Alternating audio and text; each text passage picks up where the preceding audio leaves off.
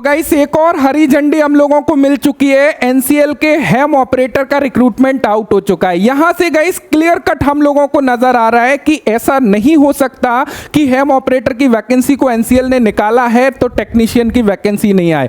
Guys clearly यहां पे हम लोगों को दिखाई दे रहा है कि 10 to 15 डेज में हम लोगों को टेक्नीशियन की वैकेंसी देखने को मिलने वाली है एनसीएल की।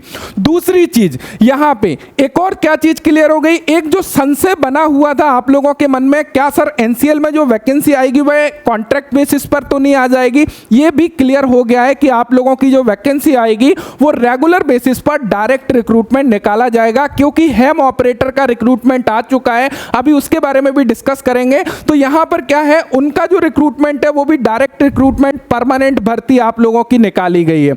दूसरी चीज, मैंने आप लोग बार बार आप लोगों से वीडियो बना बना के इस चीज की गुहार लगा रहा हूं कि अपनी तैयारी के प्रति भैया सीरियस हो जाओ, क्योंकि ये 2024 आप लोगों के लिए गोल्डन चांस होने वाला है। यदि आप लोग इतने सालों से मेहनत कर रहे हो और इस पर्टिकुलर टाइम पर ही मेहनत नहीं करोगे जहां पर वैकेंसियां आने के चांसेस ज़्यादा हैं, या फिर जो भी वैकेंसियां आती चल रही हैं, जो फॉर्म आप लोगों के फिल हैं, उसके प्रति सीरियस नहीं होगे तो कब होगे। तो अभी भी समय है, अभी भी उठ जाओ, जागो, जब जागो तभी सवेरा होता है, और अपनी प्रिपरेशन में थोड़ा सा लग जाओ, अपने लिए थोड़ा सा मेहनत करना गाइस स्टार्ट कर दो। बस मैं इतना ही आप लोगों से बोलना चाहूंगा। तो यहां पर आप लोग देख सकते हो, मैं एनसीएल के रिक्रूटमेंट सेक्शन में हूं। यहां पे यदि आप लोग देखोगे, यहां पर आप लोगों को मिल जाता है employment notification for direct recruitment for various post of HEM operator. अब यहां पे हेम ऑपरेटर में जितने भी स्टूडेंट्स एलिजिबल है ना, वो डेफिनेटली इसमें अप्लाई करिएगा। बिकॉज रीजन क्या है, यहां का जो सिलेबस है ना, वो कहीं ना कहीं आप लोगों के आईटीआई के सिलेबस से भी मैच करता है। तो सारा कुछ डिस्कस करेंगे, कौन से स्टूडेंट्स एलिजिबल हैं, क्या आप लोगों का सिलेबस होगा, सारी चीजें यहां पे आप लोगों को देखने को मिल रही होंगी। Detail notification English and Hindi दोनों लैंग्वेज में अवेलेबल है। अप्लाई ऑनलाइन की लिंक एक्टिव है।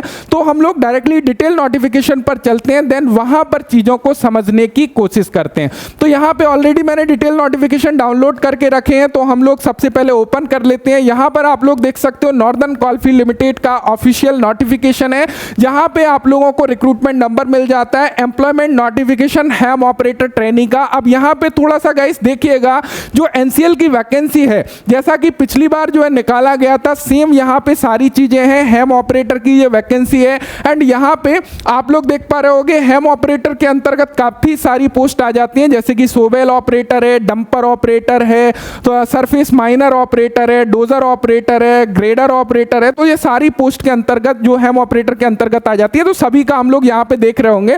और ये जो वैकेंसी है ना, वो सिंगरौली डिस्ट्रिक्ट मध्य प्रदेश में एंड सोनभद्र डिस्ट्रिक्ट उत्तर प्रदेश के लिए है, जहां पे ये कोयले की खदानें हैं, एनसीएल के प्लांट हैं, वहां पर जाकर आप लोगों को बेसिकली ज्वाइनिंग दी जाएगी। अब यहाँ पे देखो अलग अलग पोस्ट वाइज भी इन्होंने टोटल नंबर ऑफ वैकेंसी को बताया गया है। जैसे कि सोवेल ऑपरेटर ट्रेनिंग की बात करें, 35 पोस्ट है। सोवेल ऑपरेटर मतलब समझते हो ना, आपने आईटीआई में पढ़ा होगा, सोवेल ऐसे उठाते हैं कोयले को, देन डाल देते हैं, तो उसी को ऑपरेट करना है। दूसरी चीज डंपर ऑपरेटर ट्रेनिंग, डंपर चलाना आता है कि नहीं आता, 221 पोस्टें, सैलरी बहुत बढ़िया रहती है इन लोगों की। सरफेस माइनर ऑपरेटर ट्रेनिंग की 25 पोस्ट यहां पर निकाली गई है। डोजर ऑपरेटर की 37 पोस्ट यहां पे निकाली गई है। ग्रेडर ऑपरेटर ट्रेनिंग की 6 पोस्ट यहां पे निकाली गई है। पे लोडर ऑपरेटर ट्रेनिंग की 2 पोस्ट यहां पे निकाली गई है। क्रेन ऑपरेटर ट्रेनिंग की 12 पोस्ट यहां पे निकाली गई है। तो टोटल 338 पोस्ट यहां पे निकाली गई है हेम ऑपरेटर की। तो हम लोग मान सकते हैं टेक्नीशियन की भी जो वैकेंसी आएगी, उसमें हर ट्रेड की वैकेंसी हम लोगों को देखने को मिल रही होगी, और वहां पर चांसेस है कि नंबर ऑफ पोस्ट भी काफी अच्छी देखने को हम लोगों को मिल जाए। अब मिनिमम एजुकेशनल क्वालिफिकेशन को देख लेते हैं। यहां पर गाइस 10th क्लास आप लोगों का कंप्लीट होना चाहिए, और 10th क्लास में मिनिमम 55% मार्क्स होना चाहिए यदि आप लोग अनरिजर्व्ड कैटेगरी या ईडब्ल्यूएस कैटेगरी से बिलोंग करते हो। यदि आप लोग ओबीसी नॉन क्रीमिलियर कैटेगरी से बिलोंग करते हो तो 50% अंक आप लोगों के होना चाहिए 10th क्लास में। यदि आप लोग एससी या फिर एसटी कैंडिडेट हो तो आप लोगों के मिनिमम 45% अंक होना चाहिए 10th क्लास क्लास में। उसके साथ में आप लोगों के पास में valid heavy motor vehicle driving licence होना बहुत ज़्यादा जरूरी है, तो इस चीज़ का विशेष ध्यान रखिएगा। तो किसी भी स्टूडेंट्स के पास में यदि guys heavy motor vehicle driving licence है ना, तो उसके लिए ये जो चांसेस है ना, मैं बोल रहा हूँ कि बहुत ही बढ़िया चांसेस है।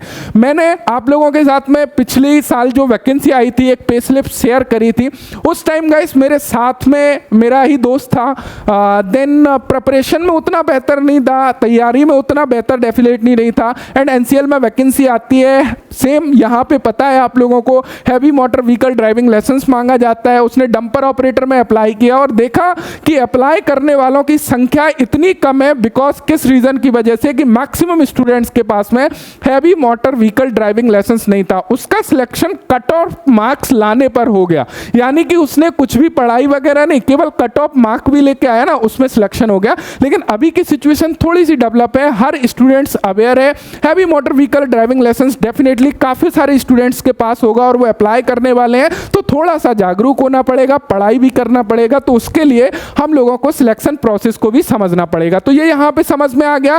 टोटल नंबर ऑफ पोस्ट कितना है? 338 टोटल नंबर ऑफ पोस्ट यहाँ पे निकाली गई है। ध्यान दीजिएगा, यहाँ पर कोई भी पोस्ट जो है एनसीएल में जो है फिजिकल हैंडीकैप्ड कैटेगरी के लिए नहीं रहता है, तो इस चीज़ का विशेष ध्यान दीजिएगा। तो जो भी स्टूडेंट्स फिजिकल हैंडीकैप्ड कैटेगरी से बिलोंग करते हैं उनकी सीट यहाँ पे देखने को नहीं मिलेगी। कैटेगरी वाइज रिजर्वेशन यहाँ पर देख सकते हैं, वर्टिकल रिजर्वेशन किस कैटेगरी की कितनी नंबर ऑफ पोस्ट है, तो आप लोग यहाँ पे देख सकते हो। यहाँ पे आप लोगों को पूरा का पूरा डिटेल्स दिया गया है। अब यहाँ पे देखो, इन्होंने क्लियरली मेंशन किया है कि minimum percentage of marks in matriculation, तो यहाँ पे देख सकते हो जनरल ईडब्ल्यूएस के लिए 55% मार्क्स होना चाहिए, ओबीसी नॉन क्रीमिलियर के लिए 50%, एससी एसटी कैंडिडेट के लिए 45% मार्क्स जो है होना चाहिए। तो इस चीज का विशेष ध्यान दीजिएगा। और एक और चीज यहां पे ध्यान दीजिएगा कि मिनिमम क्वालिफिकेशन में, यानी कि 10th क्लास किसी ने डिस्टेंस लर्निंग से किया है या पार्ट टाइम किया है, उसको बिल्कुल भी जो है कंसीडर्ड नहीं किया जाएगा। आप लोगों का 10th जो है रेगुलर बेसिस पर पास होना चाहिए, इस चीज का विशेष आप लोगों को ध्यान रखना है।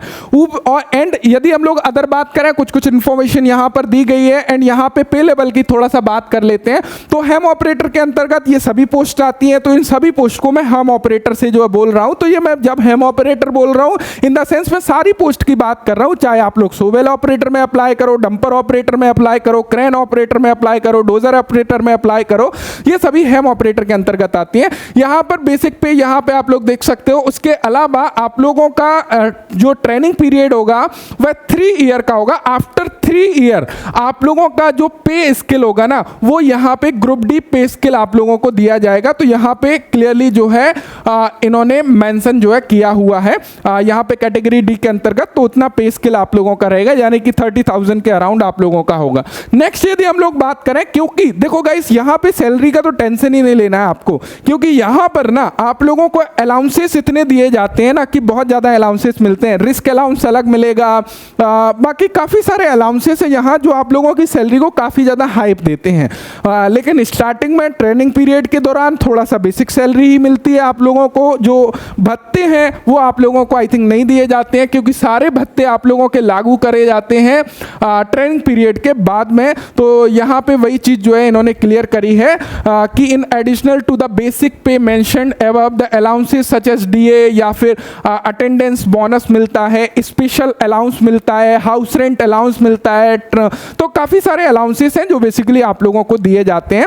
अब रिजर्वेशन की बात करें तो रिजर्वेशन जो भी आप लोग रखते हो एससी एसटी ओबीसी, तो इन सभी कैटेगरी को यहाँ पे रिजर्वेशन मिलने वाला है। अपर एज लिमिट में भी आप लोगों को छूट यहाँ पे मिलेगी। यदि एज लिमिट की हम लोग बात करें तो 18 से 30 साल एज लिमिट रखी गई है। और यदि आप लोग मैक्सिमम एज लिमिट में छूट की बात करें तो अनरिजर्व्ड कैटेगरी ईडब्ल्यूएस कैटेगरी वालों को कोई छूट नहीं मिलेगी, एससी एसटी वालों को 5 साल की छूट मिलेगी, ओबीसी नॉन क्रीमिलियर कैंडिडेट को 3 ईयर की छूट यहाँ पे देखने को मिल रही होगी। बाकी डिपार्टमेंटल कैंडिडेट है उनके लिए कोई अपर एज लिमिट नहीं है, तो वो सारी चीजें यहाँ पे देखने को मिल जाती है। लेकिन एक एक चीज़ थोड़ा सा मुझे दिक्कत वाली लग रही है, यदि मैं आपकी जगह होकर देखता हूँ एज अ स्टूडेंट्स, वो प्रॉब्लम है एप्लीकेशन फ़ी की। बिकॉज यहाँ पर एप्लीकेशन फ़ी जो है ना, आप जब फॉर्म भरोगे ना, वहाँ पर जो एप्लीकेशन फ़ी काफ़ी ज़्यादा ले रहे हैं। आई थिंक इतना एप्लीकेशन फ़ी नहीं लेना चाहिए। आप यहाँ पे देखो, unreserved category, OBC non creamy layer category, EWS category के लिए जो फ़ी रखी है वो 1000 रुपये प्लस यहाँ पे एप्लीकेबल जीएसटी भी लिया है 180 रुपये। तो टोटल जो आप लोगों को पे करना पड़ेगा ना फॉर्म फिलअप करने के लिए, वह 1180 रुपये पे करना पड़ेगा। लेकिन मैं रिक्वेस्ट करना चाहूँगा, यदि पॉसिबल है कैसे भी अरेंज करके आप अप्लाई जरूर करिएगा, यदि आप लोग एलिजिबिलिटी क्राइटेरिया को मीट करते हैं तो ये ध्यान दीजिएगा, क्योंकि चांसेस बहुत अच्छा है, डिपार्टमेंट बहुत बढ़िया है, कोई दिक्कत नहीं है। बाकी एसटी, एससी या फिर डिपार्टमेंटल कैंडिडेट के लिए कोई फीस यहाँ पे नहीं लगने वाली है ना। अब देखो यहाँ पे थोड़ा सा ध्यान दीजिएगा, यहाँ पे अदर चीज़ों के बारे में बात करें, सिलेक्शन प्रोसेस के बारे में। तो जो आप लोगों का सिलेक्शन प्रोसेस है ना गाइस, वो बेसिकली आपका कंप्यूटर बेस्ड टेस्ट के आधार पर होगा।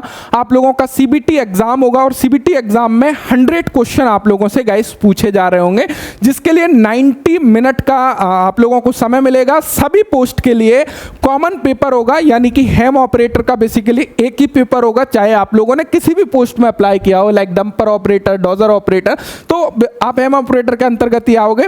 और यहाँ पे 100 मार्क्स का क्वेश्चन पेपर होगा। इसके लिए क्या कुछ आप लोगों का रहेगा वो भी हम जो है डिस्कस कर रहे होंगे नीचे सिलेबस को। टेस्ट सिटीज की यदि बात करें तो इन्होंने क्लियर किया है कि ऑनलाइन फॉर्म फिलअप करते टाइम आप लोग 6 टेस्ट सिटी जो है चूज करना पड़ेगा, जहां पर आप लोगों का एग्जाम सिटी जिसको बोले वो चूज करना पड़ेगा, और वो आप लोग अपनी प्रायोरिटी के हिसाब से चूज कर सकते हैं। इन्होंने सिटीज के नेम यहाँ पे मेंशन बेसिकली नहीं करे हैं। यहाँ पे एक टेबल शो करी है जहाँ पे कट ऑफ मार्क्स को दिखाया है। इस कट ऑफ मार्क्स को देखने का कोई मतलब नहीं है, क्योंकि ये कट ऑफ मार्क्स बहुत ही कम होते हैं। ये कट ऑफ मार्क्स लाने से ओनली काम नहीं चलेगा, आपको मेरिट में आना है तो थोड़ा सा मार्क्स हाई लाना पड़ेगा। क्लियर है ना। बाकी यदि देखें तो अनरिजर्व्ड कैटेगरी, ईडब्ल्यूएस कैटेगरी के लिए 50 मार्क्स रखे हैं, SC, ST, OBC, non creamy layer candidate के लिए 40 मार्क्स रखे हैं। मिनिमम क्वालिफाइंग मार्क्स हैं ये, यानी इतने लाने से काम चलेगा नहीं, वैसे आप लोगों को लाना तो ज़्यादा पड़ेगा। चलिए आगे यदि हम लोग देखें तो यहाँ पे ध्यान दीजिएगा, बाकी सारी चीज़ें इन्होंने रिजल्ट वगैरह के बारे में बताया है कि जो भी कंप्यूटर बेस्ड टेस्ट का रिजल्ट होगा एनसीएल की वेबसाइट पर पब्लिश करा जाएगा। जो भी फर्दर इंफॉर्मेशन होगी वह एनसीएल के ऑफिशियल वेबसाइट पर आप लोगों को मिल जाएगी। लेकिन आप स्पेशल टेक्नो से जुड़े हुए हो, यदि अभी तक सब्सक्राइब नहीं किया है तो कर लीजिए, ताकि हर इंफॉर्मेशन टाइम टू टाइम आप लोगों को मिलती रहे। कुछ जनरल इंस्ट्रक्शन यहाँ पे मिल जाते हैं, और जनरल इंस्ट्रक्शन के बाद में हम लोग चले जाते हैं सीधा सिलेक्शन प्रोसेस के ओर, जहाँ पर हम लोग सिलेक्शन प्रोसेस को समझ रहे होंगे। लेकिन उससे पहले कुछ इंपॉर्टेंट डेट के बारे में बात कर लेते हैं। आप लोगों के ऑनलाइन रजिस्ट्रेशन स्टार्ट हो गए हैं 9 अगस्त 2023 से, और इसकी लास्ट डेट जो है वह 31 अगस्त 2023 है। बाकी सभी डेट एडमिट कार्ड वगैरह की ऑफिशियल वेबसाइट पर आप लोगों को जब भी पब्लिश करेंगे वो हम लोगों को बता देंगे, तो उसकी दिक्कत हम लोगों को है नहीं है। अब देखो थोड़ा सिलेबस समझ लो। सिलेबस समझने से पहले थोड़ा सा मैं बात करूंगा उसके बाद में ड्राइविंग लाइसेंस के बारे में। अब यहाँ पे जो सीबीटी एग्जाम है ना, 100 प्रश्न जो पूछे जा रहे होंगे, बेसिकली यहाँ पे 3 कैटेगरी से होंगे। सबसे पहला है यहाँ पे डीजल इंजन, पेट्रोल इंजन के बारे में क्वेश्चंस बहुत ज़्यादा पूछता है हेम ऑपरेटर। तो ये बेसिकली एक पार्ट है आईटी स्टूडेंट्स के लिए, एक स्ट्रेंथ है यदि वो एलिजिबल हैं और अप्लाई करते हैं, जिसमें क्लच है या फिर ब्रेकिंग सिस्टम है, कूलिंग सिस्टम है, ये सबसे क्वेश्चंस जो है काफ़ी ज़्यादा पूछता है एनसीएल। तो टेक्निकल नॉलेज थोड़ा सा होना जरूरी है, क्योंकि इसमें नॉन टेक्निकल वाले स्टूडेंट्स अप्लाई कर सकते हैं। 10th क्लास और heavy motor vehicle driving licence मांगा है, तो जनरल स्टूडेंट्स काफ़ी अप्लाई करेंगे। तो ये नॉलेज होना बहुत जरूरी है। उसके अलावा जनरल अवेयरनेस, जनरल नॉलेज आ जाता है, जिसमें करंट अफेयर के क्वेश्चंस होंगे, मेंटल एबिलिटी यानी कि रीजनिंग के क्वेश्चंस भी यहाँ पे पूछे जा रहे होंगे, एंड जो भी गवर्नमेंट स्कीम वगैरह है उनसे रिलेटेड क्वेश्चंस आप लोगों से पूछे जा रहे होंगे। अब यहाँ पे देखो, ये देखो awareness of traffic rules and signal, ये अगेन जो है ना ट्रैफिक रूल्स सिग्नल के बारे में पता होने चाहिए, क्योंकि ये डंपर वगैरह चलाओगे ना तो ये चीज़ें पूछी जा रही होंगी। तो ऐसा नहीं है प्रिपरेशन कर रहे हो ना तो इसके हिसाब से करिएगा, सारा कुछ डिफरेंट ट्रैफिक सिग्नल क्या होता है, स्पीड स्पीड वगैरह के बारे में, ये सारी चीज़ें आप लोगों को पता होनी चाहिए। बेसिक मैथमेटिकल आएगा, तो यहाँ पे जो मैथमेटिक्स होगा ना वो बहुत ज़्यादा एडवांस लेवल का नहीं होगा, कॉमन होगा, 10th स्टैंडर्ड अर्थमेटिक कैलकुलेशंस होगा। तो ये सारी देख सकते हो, डिस्टेंस, डिस्प्लेसमेंट, स्पीड, वेलोसिटी। अब यहाँ पे एक चीज़ ध्यान दीजिएगा, जो भी क्वेश्चंस होंगे ना यहाँ पे फिजिक्स के क्वेश्चंस इंक्लूड करने का काफ़ी ज़्यादा ट्राई करता है एनसीएल, तो उसकी ओर थोड़ा सा अपना फोकस जो है बनाए रखिएगा। तो मेरा कहने का मतलब ये है, थोड़ा सा सिलेबस को समझ के अपनी अंडरस्टैंडिंग के हिसाब से प्रिपरेशन को आगे बढ़ाइएगा। बाकी काफ़ी सारी वीडियो मैंने ऑलरेडी बनाई हुई हैं हैम ऑपरेटर के ऊपर, पिछले रिक्रूटमेंट जो आया था वहाँ पर मैंने प्रिपरेशन कराया था, तो वहाँ से भी आप लोग थोड़ा सा देख सकते हो। अब एक और सवाल आप लोगों के मन में आएगा, सर मेरे पास में जो है ना heavy motor vehicle driving licence नहीं है, क्या मैं अभी बनवा सकता हूँ क्या? तो एक्चुअल में क्या है ना, जो डेट है ना, जो क्रूशियल डेट है, और क्रूशियल डेट क्या है ना, क्रूशियल डेट गाइस है आप लोगों की 31 अगस्त। तो आप लोगों का जो heavy motor vehicle driving licence है वो 31 अगस्त से पहले जो है पहले का होना चाहिए। तो किसी भी सिचुएशंस में, कंडीशन में यदि आप लोग 31 अगस्त से पहले अपने heavy motor vehicle driving licence को बनवा लेते हो, जो कि इतना आसान नहीं है बनवाना, पहले लाइट बनेगा फिर नॉर्मल, उसके बाद हैवी बनता है, यदि फिर भी जैसा भी है, तो 31 अगस्त 2023 से पहले का heavy motor vehicle driving licence होना चाहिए, तब आप लोग यहाँ पे एलिजिबल होगे। उसके बाद का ड्राइविंग लाइसेंस होगा तो यहाँ पे वो नॉट एलिजिबल, उसको कंसीडर नहीं करेगा। सो आई होप ऑल इन्फॉर्मेशन आप लोगों को मिल गई होगी, और आईटी स्टूडेंट्स भी अपनी प्रिपरेशन को लगातार बनाए रखिएगा, थोड़ा सा सीरियस रहो, अपने कॉन्सेप्ट को क्लियर करो, प्रैक्टिस स्टार्ट करो, बिकॉज वैकेंसी आने के वेरी मच बहुत ज़्यादा चांसेस है कि 15 दिन में हम लोगों को एनसीएल टेक्नीशियन की वैकेंसी भी देखने को मिल जाए।